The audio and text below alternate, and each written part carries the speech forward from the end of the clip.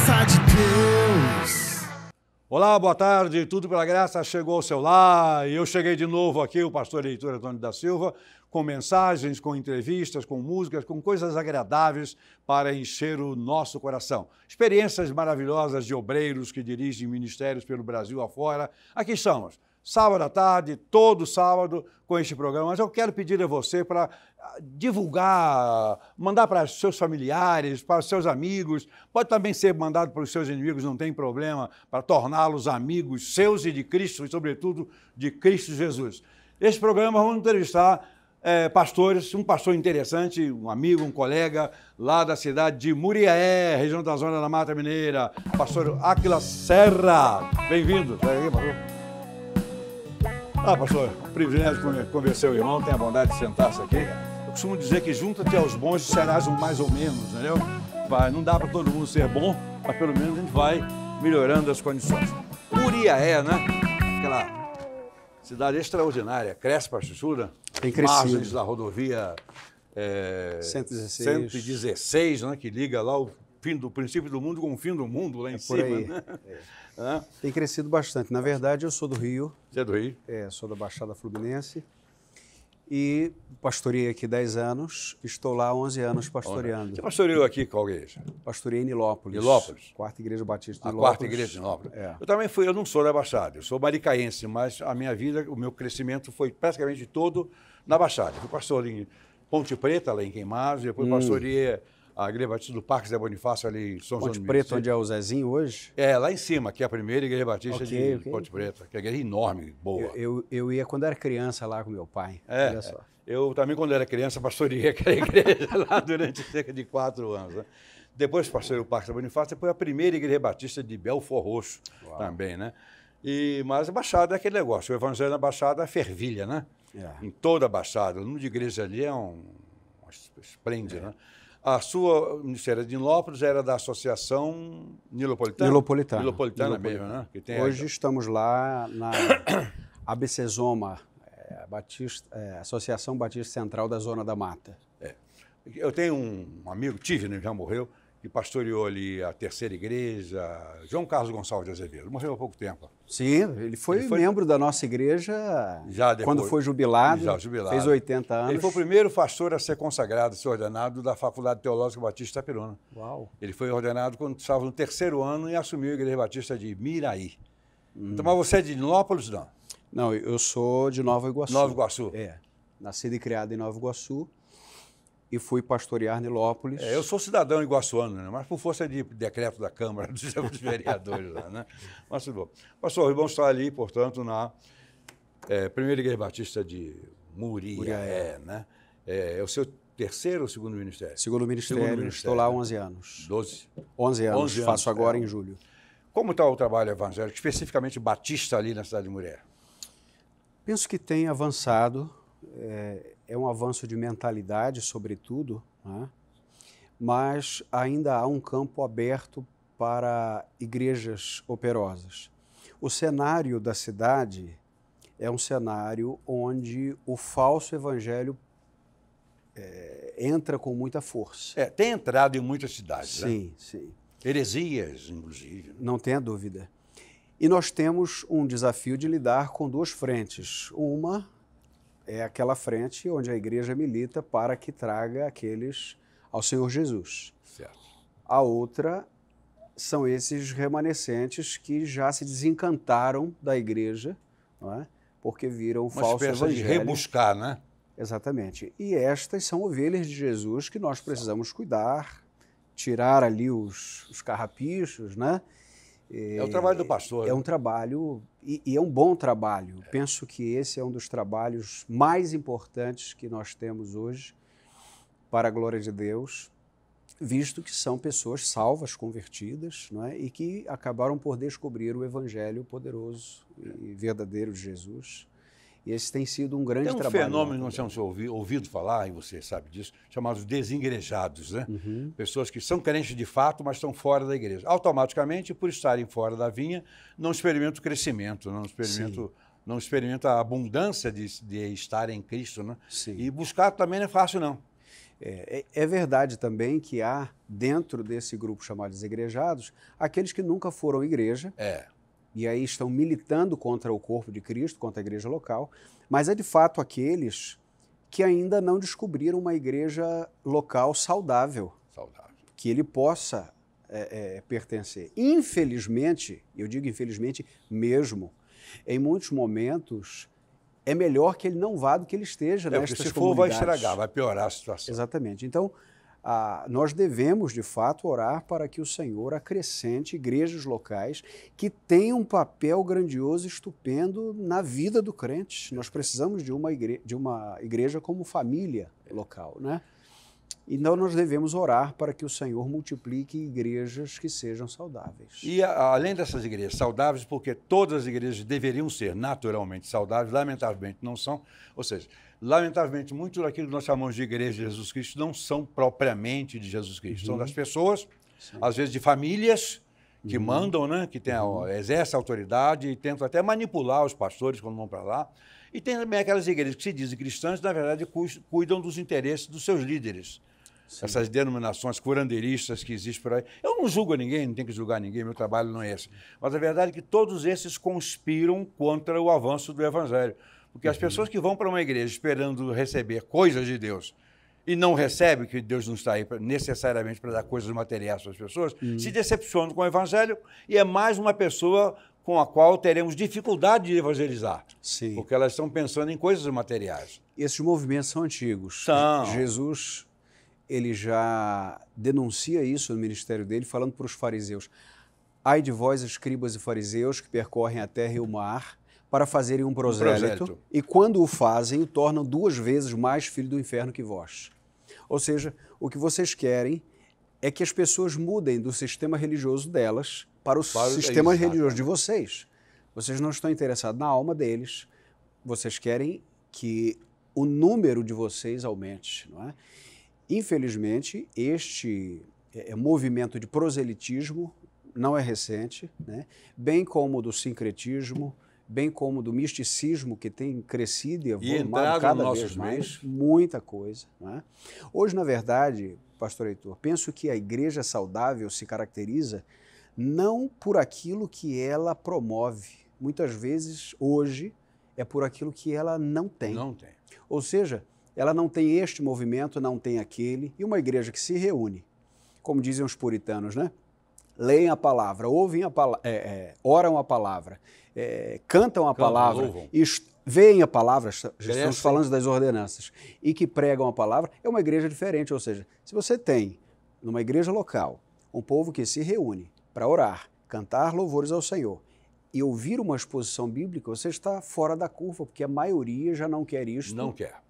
Então, quando você promove um culto ao Senhor e uma exposição da palavra de Deus... Isso parece estranho nesse tempo. E parece um oásis no meio do deserto. E não deveria? Não. Porque o Evangelho é o poder de Deus para a salvação de todo aquele que crê. Deus tem todo o poder, pode resolver qualquer coisa, mas o objetivo do Evangelho não é buscar a Deus para fins pessoais, materiais e sociais.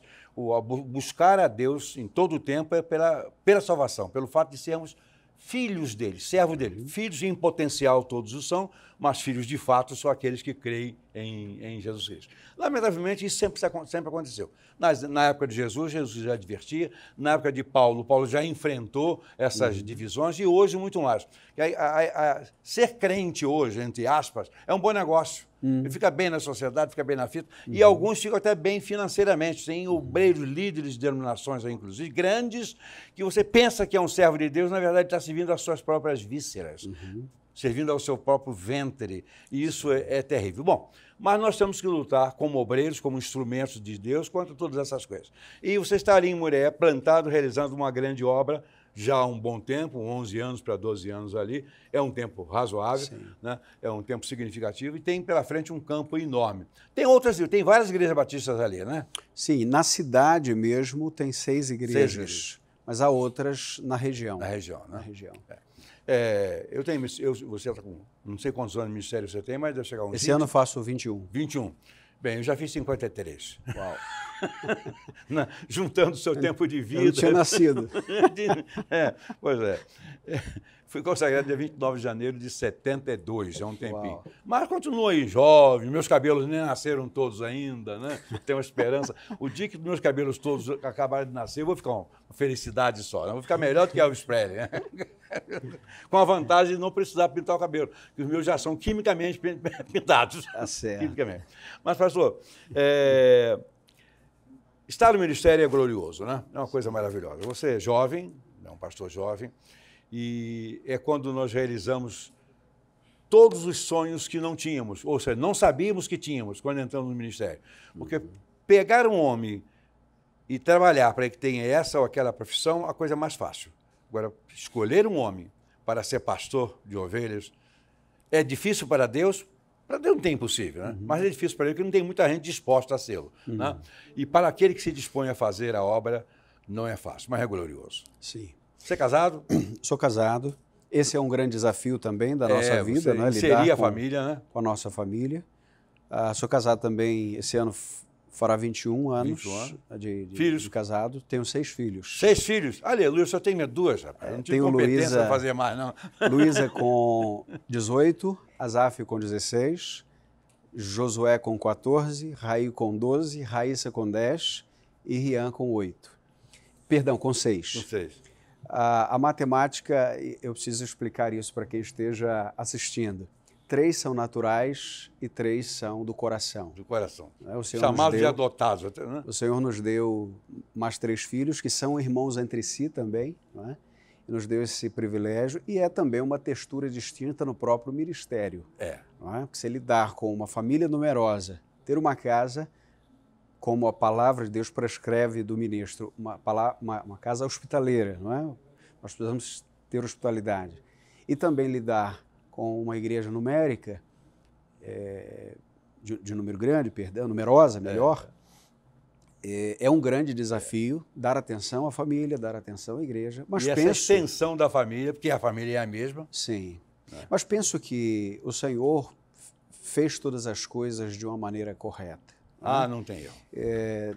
Dá para fazer se nós entendermos que estamos correndo uma maratona e não 100 metros rasos. Ou seja, há coisas que podem esperar, há coisas que são emergências, outras coisas são importantes e urgentes, e outras são só importantes. E outras são desejos apenas do nosso coração. Mas no meio disso tudo tem aquele privilégio que Deus nos concede, até de adotar filhos, porque é um privilégio, não é um encargo. Não. Porque a relação afetiva é rigorosamente a mesma, em quantos casos até mais profunda, por força da necessidade daqueles que vêm ao nosso encontro. Sim, e é verdade também, pastor, que muitas pessoas têm os filhos como atraso de vida. Bom, filho não é gasto. A Bíblia fala que filho é herança. E herança enriquece. A questão é que nós estamos sempre olhando para aquilo que é financeiro e nós perdemos o valor de tê-los neste sentido. Seja um filho, seja 2, sejam 6, todos eles entram como herança nesse inventário que o Senhor faz. Não é? Então, veja, eu tinha 3 filhos, o Senhor nos deu mais 3. Matematicamente fica fácil se você divide na metade o que tem e dá metade para cada um. Ora, e o Senhor vai acrescentando aquilo que nós precisamos, não é?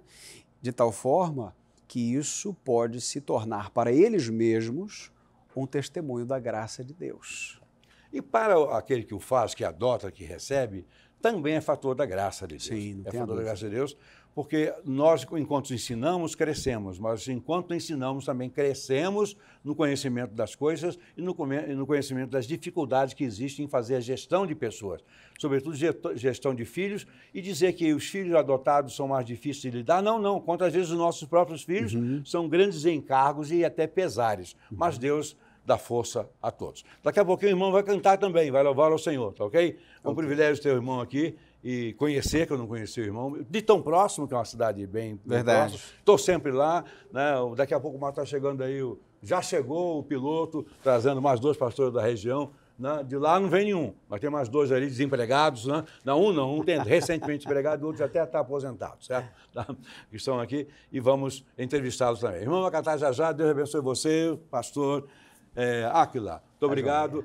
Voltamos já com música, mas nesse momento, antes da música, nós teremos aquele bloco, a Bíblia livro por livro, com o pastor Joaquim de Paula Rosa. Ok? Já.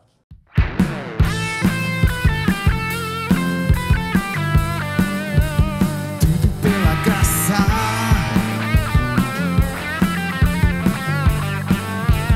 tudo pela graça de Deus. Graça e paz, é um privilégio trabalhar a palavra de Deus nesse tema Bíblia livro por livro, aqui na nossa rede Ágatos, a rede do bem, levando a palavra aos 4 cantos do planeta com especialidade no mundo de fala portuguesa. É um privilégio muito grande para nós que somos programadores, que estamos aqui ao lado do nosso presidente, pastor Heitor, trabalhar a vida cristã e toda essa dinâmica da Bíblia através das nossas mídias. Ao pedir as orações de todos os senhores em nosso favor, a gente se sente coberto e grato a Deus por trabalhar, como é o meu caso, nessa série, a Bíblia livro por livro. E nessa oportunidade vamos trabalhar o livro de Provérbios. O livro de Provérbios é o livro da piedade, portanto, é o livro que você e eu precisamos cultivar sempre, porque nele nós aprendemos como viver a vida espiritual, aprendemos como agradar a Deus, aprendemos como nos afastar do pecado, aprendemos como amarmos uns aos outros, a ter humildade, enfim, é um livro extraordinário. Ele levou aproximadamente 300 anos para ser composto, na sua maioria lá de Jerusalém. E vários foram as pessoas que colaboraram para este livro, para a composição dele, e nós temos aqui, nesse livro, a palavra sabedoria, que vai de ponta a ponta no livro, desde o 1º capítulo até o 31º capítulo deste livro. É um livro que vale a pena a gente ler, porque a sua leitura e, sobretudo, a prática do que Salomão e os escritores ali trazem para nós, nos ensinam a viver nesse planeta, nesse tempo em que nós estamos presos aqui no planeta Terra, de uma maneira que agrada a Deus. Os sábios vão se identificar com esse livro, porque é por ele que nós alcançamos a sabedoria que agrada a Deus, a sabedoria que nos torna felizes, a sabedoria que nos ensina a viver uns com os outros aqui de uma maneira vitoriosa. Cristo é visto nesse livro como a sabedoria de Deus, ou aquele que é maior do que Salomão. E nós, os seres humanos, somos vistos aqui dirigidos pela sabedoria. Por isso que precisamos cultivar a leitura desse livro e, sobretudo, de certa maneira, fazer aquilo que o Elmore, no seu livro Integração segundo o Novo Testamento, dizia para que nós pudéssemos dominar a palavra de Deus usando os dedos de uma mão, começando pelo dedo mínimo, que é a leitura, ou, aliás, ouvir a palavra de Deus. Ouvir, então, com esse dedo menor.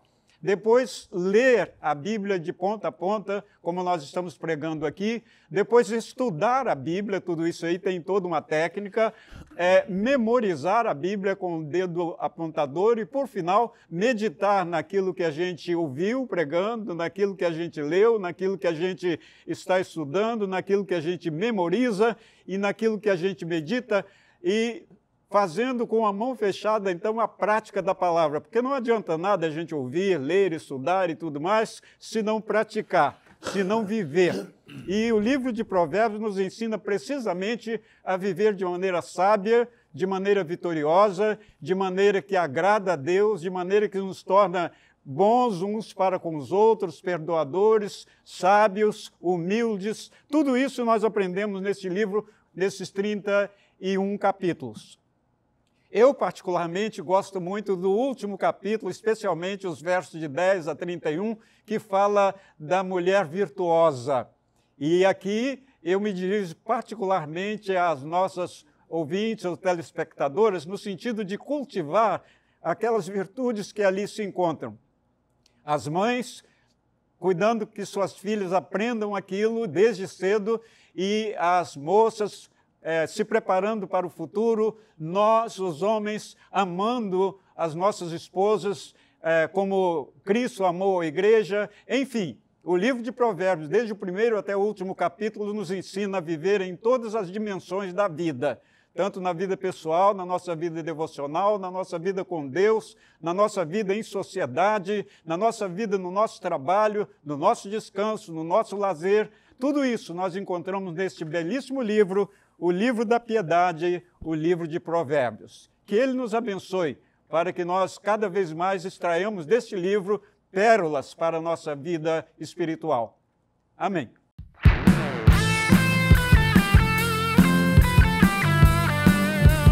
Tudo pela graça,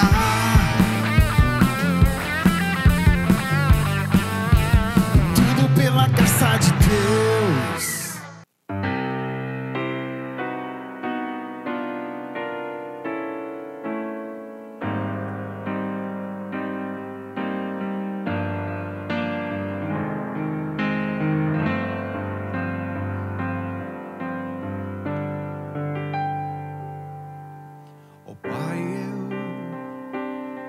Queria tanto ver o meu Senhor descer, vindo me encontrar. Eu posso até imaginar a refulgente glória do Senhor Jesus, transpondo as brancas nuvens do mais puro azul, onde nem sul nem norte existirá, e em meio a lágrimas, sorrisos de alegria e de prazer. Eu que era cego agora posso ver, contemplar, enfim. Por isso eu canto glória,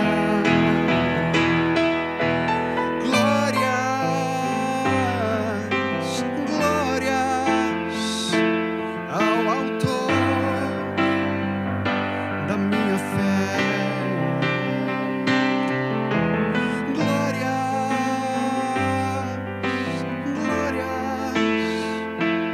ao Autor da minha fé.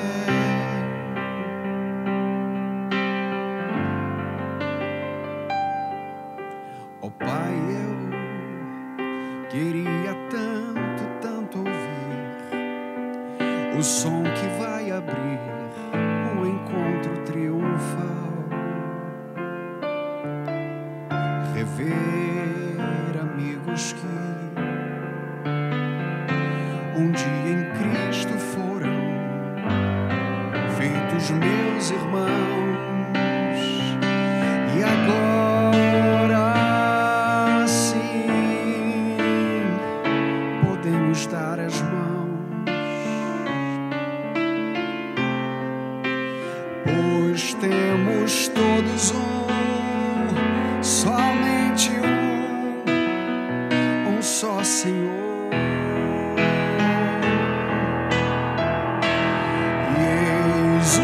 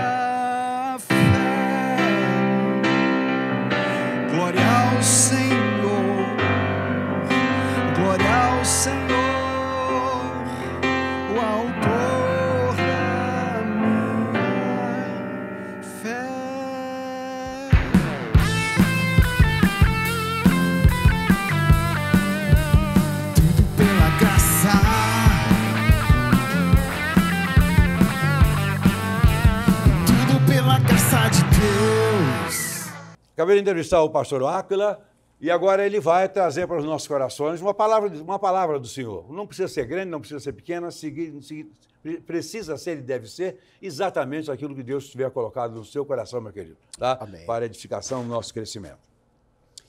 Quero trazer para você a palavra que está em Filipenses, no capítulo 4, no versículo 6 e também no 7 e 8, que diz assim: não andeis ansiosos por coisa alguma. Pelo contrário, sejam os vossos pedidos plenamente conhecidos de Deus, por meio de oração, súplicas, com ações de graças. E a paz de Deus, que ultrapassa todo o entendimento, guardará o vosso coração e os vossos pensamentos em Cristo Jesus. Quanto ao mais, irmãos, tudo que é verdadeiro, tudo que é honesto, tudo que é justo, tudo que é puro, tudo que é amável, tudo que é de boa fama, se há alguma virtude, se há algum louvor, nisso pensai. E o 9 ainda diz: o que aprendestes, recebestes, ouvistes e vistes em mim, tudo isso praticai, e o Deus de paz estará convosco. Paulo está preso, Paulo está encarcerado, privado de sua liberdade, privado da companhia de seus parentes, amigos e até de sua igreja, mas ele escreve uma carta que é chamada Carta da Alegria. Esta carta, e Paulo estando preso, ele a escreve para os crentes de Filipos. E o desafio de Paulo nesta carta é manter a alegria em Cristo. Veja, o que Paulo traz é o tema primeiro da ansiedade. Ele disse: vocês não podem andar ansiosos. E ele traz aqui uma diferença, um contraste, melhor dizendo, da ansiedade, que é a oração. Veja, não andeis ansiosos, pelo contrário, sejam vossos pedidos plenamente conhecidos por Deus. Ou seja, o que é ansiedade muitas vezes, senão o recesso da oração e da confiança no Senhor? Quando ele diz, pelo contrário, orem. Ele está ordenando o que Pedro disse na sua primeira carta, no capítulo 5, no verso 7, lançando sobre ele toda a vossa ansiedade. Nós só podemos lançar sobre Deus as nossas ansiedades quando nós oramos, quando nós estamos diante dele. E ele, no verso 7, fala de um outro assunto, que é um assunto colateral, que é um assunto resultante. E a paz de Deus, que ultrapassa todo o entendimento, guardará o vosso coração e os vossos pensamentos em Cristo Jesus. Veja, Paulo usa aqui uma expressão que é uma expressão do sistema carcerário. Da mesma maneira que Paulo, quando descreve a armadura espiritual lá em Efésios capítulo 6, e certamente ele está mirando um soldado quando escreve aquelas edumentárias, ou descreve a partir das edumentárias como uma metáfora, a armadura espiritual. Aqui Paulo usa uma palavra daquele sistema no qual está inserido. Ele diz: a paz de Deus e o entendimento guardará o vosso coração. Este verbo, guardará, ele é bem escolhido por Paulo, porque a expressão aqui significa levar sob custódia, ou seja, tomar alguém algemado e trazê-lo a um outro lugar. O que Paulo está dizendo é: a paz de Deus deve ser algo diante da qual nós estejamos algemados a Ele. Ou seja, nós somos prisioneiros da graça. A paz de Deus nos leva e nos traz. O que Paulo está dizendo aqui é que enquanto homens podem algemar uns aos outros ou a alguém para levar em um outro lugar por razões quaisquer, nós devemos, como crentes, andar algemados à paz de Deus. Veja, você estará guardado pela paz, e ele diz o seguinte: ele guardará o vosso coração e os vossos pensamentos. Pensamentos estão numa categoria que ninguém pode ter acesso. Pensamentos apenas estão entre nós e Deus. E é pelo pensamento, é por esta sala de controle É pela nossa mente que muitas coisas acontecem, muitas batalhas são vencidas e muitas batalhas são perdidas. Esta é a razão pela qual Paulo vai dizer que nós temos a mente de Cristo. Esta é a razão pela qual Paulo vai dizer que nós devemos pensar nas coisas do alto, em Colossenses capítulo 3, versos 1 e 2, já que fostes ressuscitados com Cristo, pensai nas coisas de cima, onde Cristo está sentado à destra do Pai, pensai nas coisas do alto e não nas de baixo. Esta é a razão pela qual ele ordena que nós sejamos transformados pela renovação da nossa mente, isso está em Romanos capítulo 12, verso 2. Portanto, veja, o Evangelho não é só uma mensagem que nos tira do inferno a alma, mas vai tirando o inferno de dentro de nós, que vai estabelecendo pensamentos do alto, mesmo quando nós estamos nas mais duras adversidades, como Paulo está aqui. Portanto, aquele que está algemado, que está atado à paz de Cristo, pode ter seus pensamentos organizados e suas emoções gerenciadas pelo Espírito Santo de Deus. Portanto, ele dá uma ordem final. Tudo que é justo, reto, puro, honesto, de boa fama, se tem virtude, pense nisso. O que está no seu pensamento? Coloque diante de Deus e diga, Senhor, eu preciso que os meus pensamentos sejam agora ordenados pelas coisas do alto. Que Deus te abençoe, que a graça de Deus fortaleça a tua vida e o teu coração. Amém. Amém. Pastor, muito obrigado. Daqui a pouco vamos estar cantando para louvor e para enlevo dos nossos corações. Muito obrigado. Amém. Voltamos já já.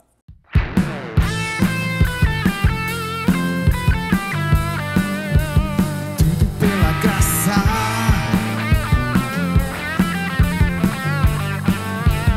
Tudo pela graça de Deus.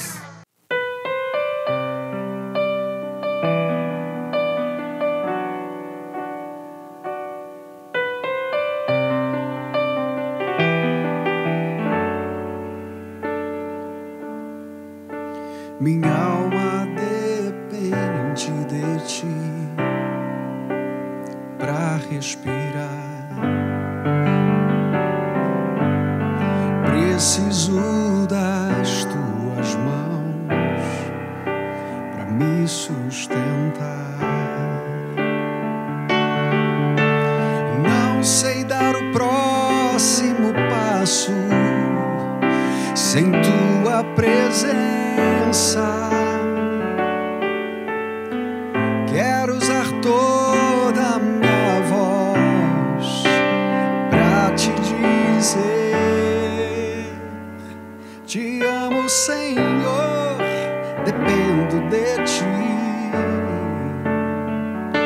Não dá pra viver sem teu amor. Razão da minha vida, só vivo porque tu vives dentro de mim.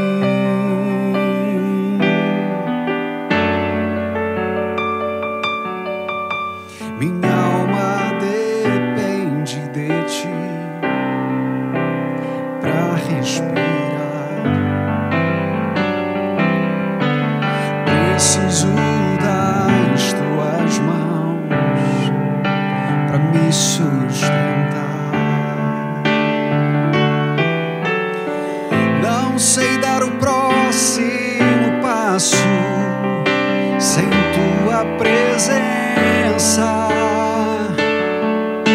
Eu quero usar toda a minha voz pra te dizer: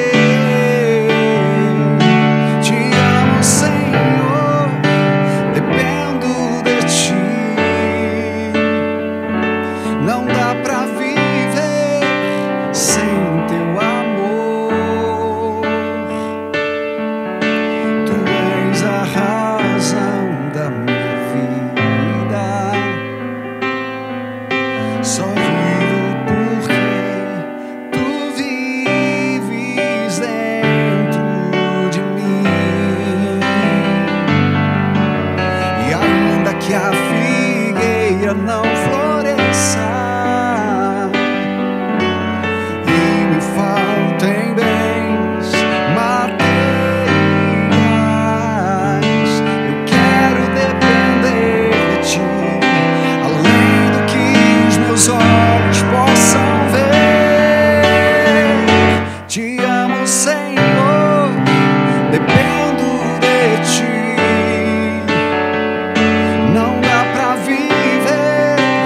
sem teu amor. Te amo, Senhor, dependo de ti. Não dá pra viver sem teu amor. Tu és a razão da minha vida. Só vivo porque tu vives dentro de mim.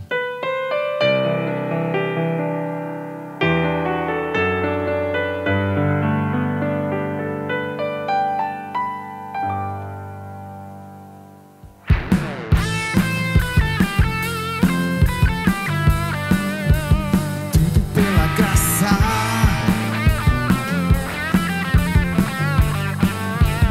Tudo pela graça de Deus. Este é o bloco Li e Gostei do nosso programa Tudo pela Graça. Eu estou aqui com o pastor Henrique, nós estamos sempre aqui trocando ideias, filosofando e produzindo uma filosofia melhor para os tempos futuros. Que se não for melhor, pelo menos esperamos que não seja tão ruim quanto a que existe por aí agora, certo? É verdade. Vamos para mais uma luta? Vamos lá. Vamos lá. O ser é uno, eterno, não gerado e imutável. Parmênides. Olha que coisa. Parmênides, um filósofo pré-socrático que ele se lança no desafio desses filósofos que vieram antes de Sócrates, que desejavam descobrir qual era o princípio original de todas as coisas. No caso deles, eles atribuíam, via de regra, elementos físicos, não é? Um Tales de Mileto atribuía à água, um Heráclito atribuía ao fogo. E para o Parmênides, ele tinha uma frase muito conhecida: aquilo que é, é. O que não é, não é. É meio redundante para nós hoje, mas naquele tempo fazia sentido, pastor Heitor. Ele entendia que aquilo que era permanecia. Permanecia. E sempre tinha sido, sempre. Quando se usa a palavra sempre, não há como explicar melhor. Sempre é uma coisa contínua, que sempre existiu, consequentemente, princípio, né? Essa ideia de princípio é muito tola dentro do universo de Deus, dentro da filosofia. Que Deus é a origem de tudo, consequentemente, do pensamento, da verdade. Né? Ele é verdade, consequentemente, verdade. Qualquer descoberta que se faz, nada mais é do que um desdobramento daquilo que ele sempre foi e sempre comunicou. Né? É verdade, verdade é a própria sua natureza, né? E é interessante porque a gente olha o pensamento tão profundo desses grandes do passado, Parmênides, Heráclito. Parmênides ele vai dizer que aquilo que é, Heráclito vai dizer que aquilo que é, ele está em constante mutação. Aí, quando nós olhamos para nós mesmos, por exemplo, existe um pouco da criança que nós fomos dentro de nós ainda hoje, mas ao mesmo tempo... Preservada. E também, ao mesmo tempo, todo momento nós estamos aprendendo. Então, somos uma mistura entre o permanente e o transitório. O transitório. Vamos lá para outra frase, para o nosso divertimento. O ser absoluto não pode vir a ser. O ser absoluto não pode vir a ser. E não podem existir vários seres absolutos, pois para separá-los precisaria haver algo que não fosse um ser. Consequentemente, existe apenas a unidade eterna. Parmênides, isso é uma loucura, né? Agora, teologicamente, ele está coberto de razão, Não, né? Porque quando a gente pensa na divindade, quando a gente pensa em Deus, Deus é aquele que é absoluto. Ele não virá a ser, ele é. Não virá a ser, ele é. Tanto que é engraçado, eu tenho um amigo que, quando estava comentando o texto de Hebreus, capítulo 11, versículo 6, que diz: pela fé é necessário que aquele que se aproxima de Deus creia que ele existe e é galardador daqueles que o buscam. Só que ali o verbo é eimi, é o verbo ser. Sim. E o amigo falou para mim: olha, quando você estiver junto ao pessoal da tradução na Bíblia, fala para traduzir adequado, que é: pela fé, aquele que se aproxima de Deus creia que ele é. Na realidade é que ele é, porque ele não tem variação, ele não virá a existir, ele é o que é, que era e que há de vir, ponto. A palavra ser que se aplica a nós não se aplica a ele. Isso aí. De jeito nenhum. Que Como- ela é muito curta, né? Ela é pouca, é pequena. Como o senhor já disse em determinado momento, Deus é aquele que ele nos impõe a necessidade de mudança da predicação de um verbo de ligação, que é o verbo ser, para ele tornar-se intransitivo. Eu sou. E Peraí, acabou. eu sou o quê? Não. Não tem. Né? Não tem como. Não né? tem. Ele é. Moisés insistiu, mas não arrancou nada dali, porque não tinha como. Isso aí, é verdade. Mas ele provou que ele era, e aí esse era meu não serve, também não presta, né? Não, mas eu não tenho jeito, na linguagem coloquial, eu tenho que usar. Ele provou que ele era nos milagres todos, em tudo que ele fez e faz. É verdade. Né? Agora, recentemente, por exemplo, Elon Musk colocou um foguete para dar ré. Nunca ninguém imaginou isso. Era até como dizer, esse foguete não dá ré. Teve que mudar o ditado, porque antigamente era foguete não dá ré, mas o do Agora, Musk deu. Depende, se o do Elon Musk dá. Ok? Vamos para a próxima frase, vamos lá. O pensamento humano pode atingir o conhecimento genuíno e a compreensão. Parmênides. Pode sim. Não é? É a questão de nós nos aproximarmos da verdade. À medida que a gente vai estudando de maneira correta e adequada, não que haja várias verdades, mas que são facetas diferentes da verdade que vamos descobrindo à medida que conhecemos e nos aproximamos dela. Né? Para montar o todo. Para montar o todo. O todo, que é verdade. Que é verdade. E que é imutável. Mas o pensamento humano realmente pode atingir o conhecimento. Pode, é normal, porque, veja bem, quem é que conhece tudo, até porque esse conhecer tudo é uma expressão que não é adequada quando nos referimos a Deus. Porque como ele é e tudo está nele, mas ele não é nada do que o tudo apresenta, ele não está presente no universo, ele não está circunscrito a, digamos assim, a existência nem as medidas do universo. Ele não está. Pelo contrário, o tudo está sempre nele e não ele em tudo. É verdade. Isso é o pensamento que chega a esse ponto. E o pensamento, o Alistair McGrath é um autor anglicano contemporâneo muito bom na área da teologia. Ele traz a tese que o logos, a lógica, ela é um desdobramento do logos em nós. Então, ele é físico, né? Tem 2 doutorados em física, aplicou isso à teologia, e a tese dele é que a lógica ela é também uma das evidências da imagem e semelhança de Deus em nós, porque tudo aquilo que é legitimamente lógico e correto revela Deus. Não estou falando de uma ciência de algibeira.